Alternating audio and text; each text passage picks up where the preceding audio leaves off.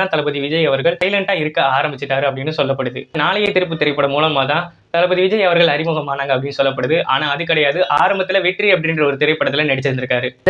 எங்க அப்பாவை கொலை பண்ணா, எங்க அப்பா மேல பெட்ரோல் ஊத்தி நெருப்பிட்டு கொண்டான் சார். என் கண்ணால பார்த்தோம். தமிழ்நாட்டின் நம்பர் 1 நடிகர் விஜய் அப்படின்னு அவங்களுடைய பத்திரிகையில வெளியிட்டு இருந்தாங்க. நீங்க இனிமேல் பாடக்கூடாது, படத்துல தான் போக்கஸ் பண்ணணும் அப்படின்னு சொல்லி ஒருத்தர் சொல்லியிருக்காரு. ஒரு படம் ஃபுல்லா வில்லனாவே நடிக்கணும்னு சொல்லி ஆசைப்பட்டு 1974 ஜூன் 22ஆம் தேதி பிறக்கிறாரு தளபதி விஜய். அவருடைய அப்பா சந்திரசேகர் ஒரு திரைப்பட இயக்குனர், அவங்க அம்மா சோபனா கர்நாடிக் சிங்கர். சின்ன வயசுல குடும்ப கஷ்டனால அவங்க அம்மா கர்நாடிக் சிங்கிங் முடிச்சக்கு அப்புறமா அங்க கொடுக்கக்கூடிய பணத்தை வச்சுதான் வீட்டுல சமைச்சு சாப்பிடுவாங்களாம். ஒரு சில நேரம் சாப்பிடாமலே தூங்கிடுவாங்களாம்.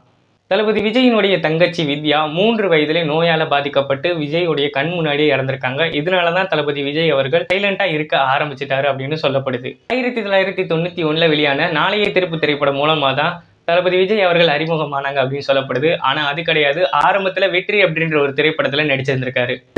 எங்க அப்பாவை கொலை பண்ணா, எங்க அப்பா மேல பெட்ரோல் ஊத்தி நெருப்பிட்டு கொண்டான் சார். என் கண்ணால பார்த்தோம்.